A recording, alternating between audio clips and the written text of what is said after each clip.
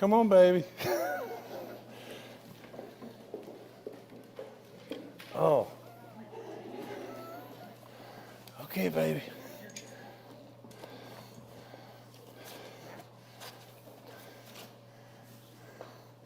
Now, when we're talking about food, baby dog has to come. That's all there is to it. Chelsea, go. Thank you, Governor. So I'm so excited about today. I was excited about the last one, the summer bucket list, but this one is really important for West Virginia. So going back 3 or 4 years ago now, we started noticing a trend in our research. We always do surveys throughout the year to find out what are visitors really enjoying about West Virginia. And the people who aren't coming to West Virginia, what are they looking to do? And we saw this trend 3 or 4 years in a row that showed that our weakest area was food. And so I'll be honest, the first couple of years, we kind of ignored it. We decided to focus on our strengths and focus on outdoor recreation and history, culture, the things people were really interested in. 3 years ago, we decided to change that and decided to really lean into food. I remember I had this conversation with the governor and I said, you know, we kind of ignore, in our advertising, this isn't the top thing we're promoting because we know it doesn't do well. People are worried we don't have enough food options and we don't have good food. And the governor looked at me like I was crazy and I said, okay, we're gonna start really promoting food. We're gonna lean in and we are gonna make ourselves a culinary destination. So that day I called Chef Paul and I said, I have no idea what I'm doing, but I need some help. And we looked at what other states were doing and we decided we needed a culinary ambassador program. We needed to find people to represent us all around the state and talk about the culinary scene in West Virginia and start telling people that those perceptions they have about West Virginia were wrong. So Chef Paul was, of course, nominated to be one of our first chef ambassadors. He's been an inaugural member of that class and has been our biggest advocate. Over the years, we've done a number of projects. Our first one that I did with Chef Paul outside of like dinners was I said, I really want a HelloFresh or like Blue Apron box for West Virginia. And he said, no problem. So we came up with this amazing box that had all West Virginia ingredients, his recipe, and we mailed it to food editors all over the country. That's just one example of the type of projects that Chef Paul does. We have also really been working on workforce development in West Virginia. We've been trying to figure out how do we get more people into the hospitality and leisure sector. And in that, the biggest area for need is in restaurants. And so he has really led the charge on that, has worked. I know that it seems like everyone in his restaurant he's put through school or is putting in school or helping them, giving them guidance. He won this amazing award last week. Yeah.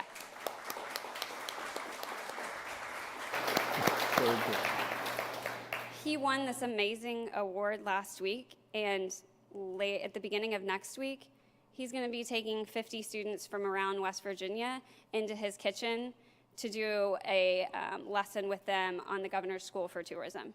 I could stand here all day and give you examples of things that Paul has done with us, has done for us, and is planning to do for us in the future. But I think the best way to tell you about Chef Paul is actually to show you the video of when he won this incredible award last week and what he said. So if you guys don't mind playing that video, I think that speaks volumes. And the James Beard Award goes to Paul Smith, 1010 Bridge. Wow. Okay, so when Paul Smith was first nominated in this category last year, it was the first time ever a West Virginian had been nominated for Best Chef. Wow. And now he's bringing the James Beard Medallion home. He grew up in West Virginia. He grew up literally standing on a milk crate stirring his grandfather's Sunday sauce. Today at his restaurants at 1010 Bridge, he tells the Appalachian food story. Wow. He was actually named a West Virginian of the Year this year, and now he can happen to add a James Beard medal right to that list of accolades. He's got to make a bigger trophy case, I think, for all the amazing things that are happening for him this year. Paul Smith is really someone who's making his hometown. He's a hometown hero. He really is. Let's see what he has to say. Wow. Yeah, there's a lot of people in here. Two words that have never been mentioned here before: West Virginia.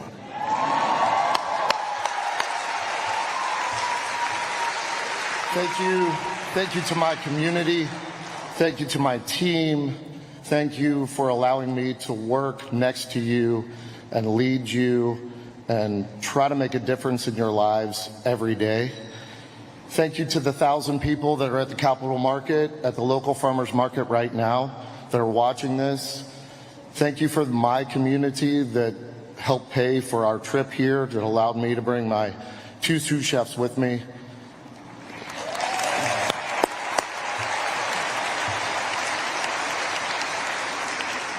Thank you to my mom and dad who let me live in their basement when I failed out of college, and also let me live in their basement when I sold my house in 2020 to open this restaurant.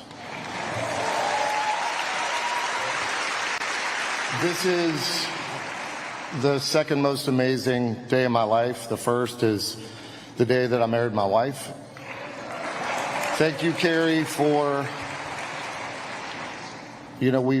we spend a lot of time, pretty much all of our time, trying to make a difference in others' lives, trying to create a hospitality experience for others. And I think sometimes we forget to take time for ourselves, to think about ourselves, to ask for help.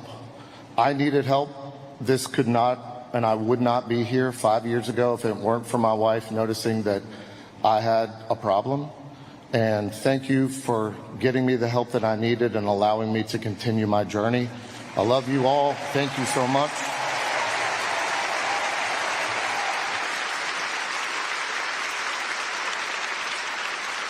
To present our next award. The most genuine look into Chef Paul I can give you, but Governor, I'll say that this is a big deal for our state. So in my mind, this is similar to a national park designation, other major things that have happened that puts West Virginia on the map. This makes us a culinary destination, and while it's a big deal for the state, I think it's important that we take some time today to recognize Chef Paul for the person that he is and everything that he does personally for our state. So, Governor, I'll turn it over to you. Well, first of all, let's clap. My God.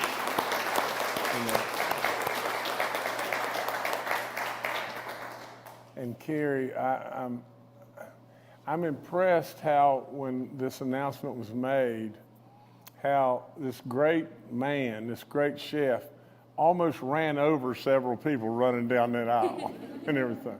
But I would have absolutely run over lots and lots and lots, because what an award, and what an award for West Virginia. In all honesty, you can see both of your loves for West Virginia. Rebecca says she just lives just a little ways away. God bless you. For taking care of Rebecca some way.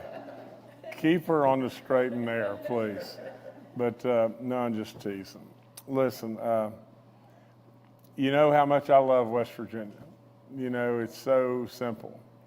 And I would have never in a million billion years been here without that love. How really, from my standpoint, I don't want anything. And you can see it through both of y'all like crazy. I mean, it's the same. You have achieved something that is unprecedented. I mean, it's unbelievable to think West Virginia, just what you said in your first words. And I commend you in every way, all those that worked right with you to make all this happen and everything. I mean, it takes a lot of folks all the time. And we all try to pull the rope together.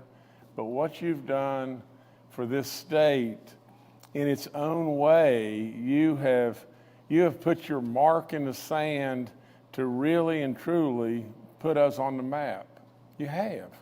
And the things that you do on top of all that is so amazing is the fact that you step up for our young people.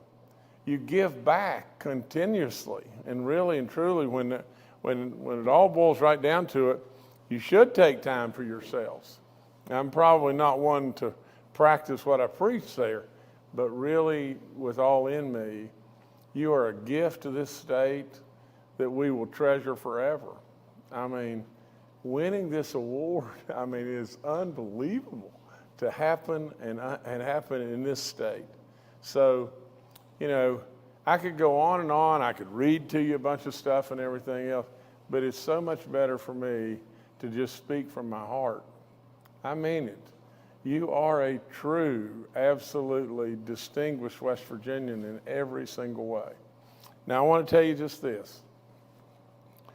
Like I said before, baby dog loves to eat, and it is the beatingest thing in the world, but she just came out of nowhere.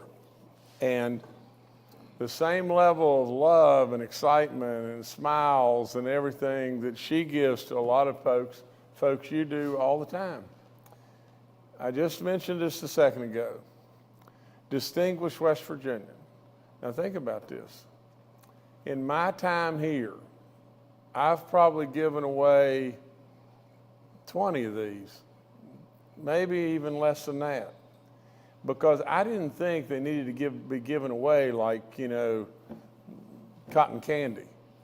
You know, to me, really and truly, a Distinguished West Virginian Award is the highest award that the governor can give to anybody. 8 years, and not very long, and I've given away maybe 20, maybe less than that.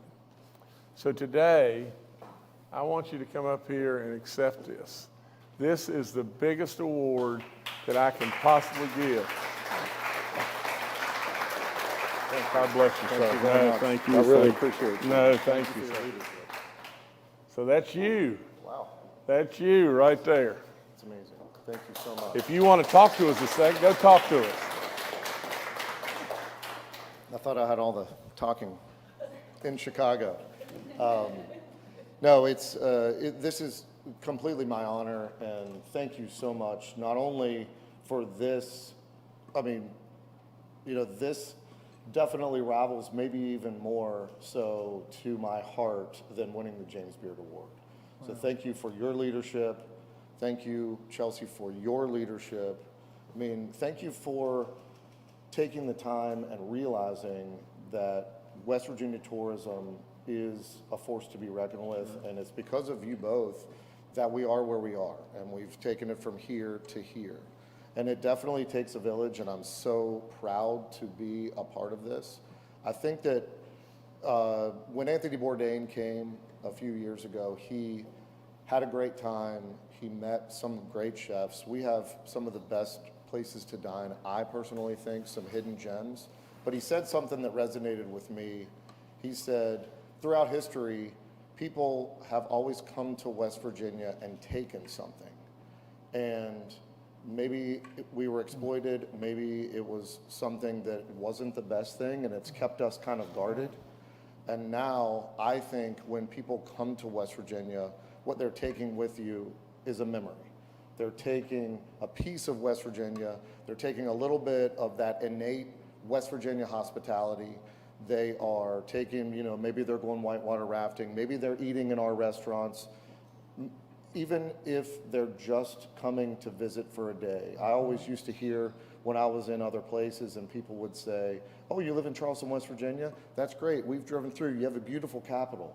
But they didn't stop. And now, because of your guys' leadership and because of the village and this great village that we live in, people are stopping in West Virginia and they're gonna come back. So thank you so much. This is a true honor. Thank you. Thank you, sir. Oh, thank you. Thank you so much.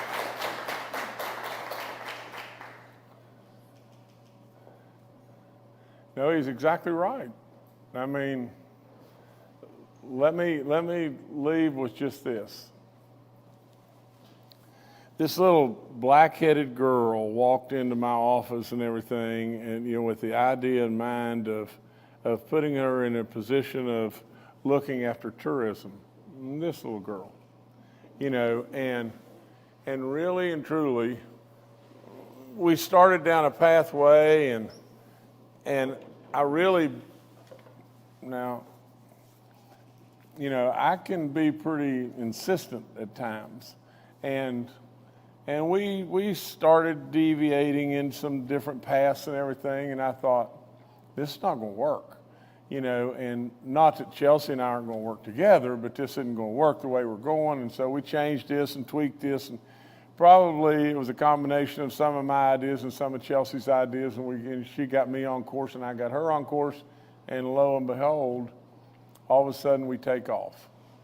And without any question, Paul's comments are splitting the bullseye.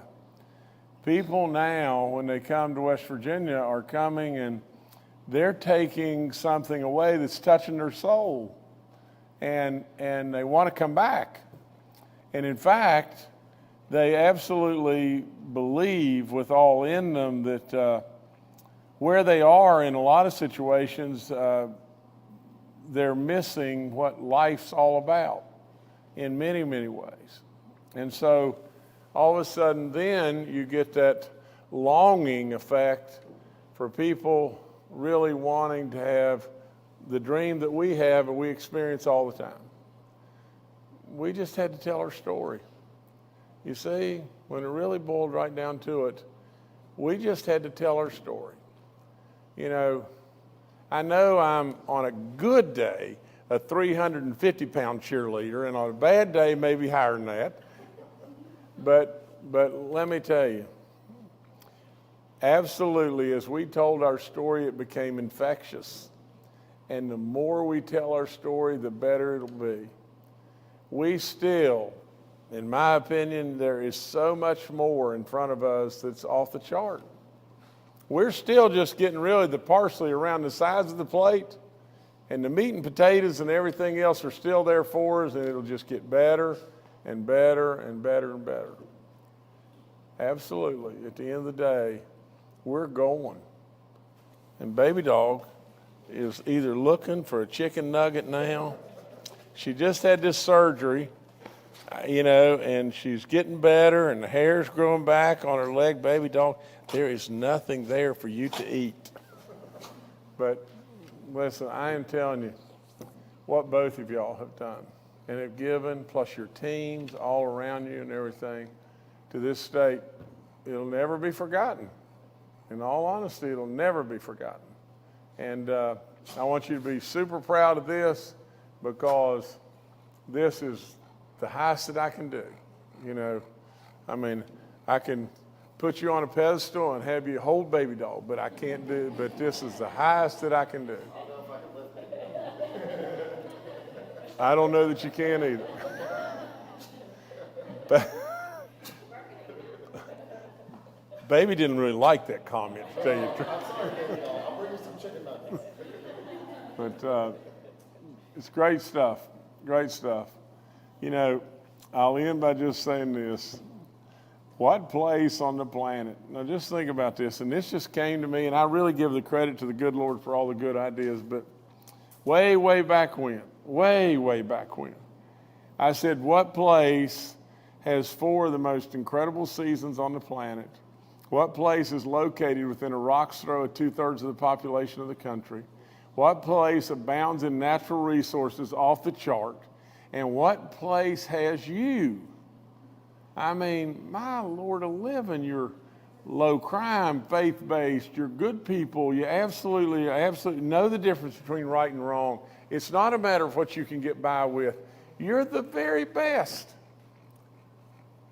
How, if you had those 4 ingredients, how can you possibly pitch 50th over and over and over and over?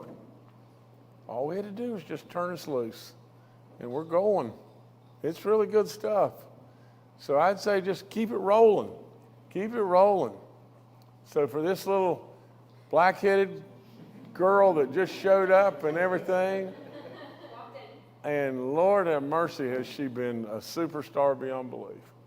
And I thank you all. That's all I got.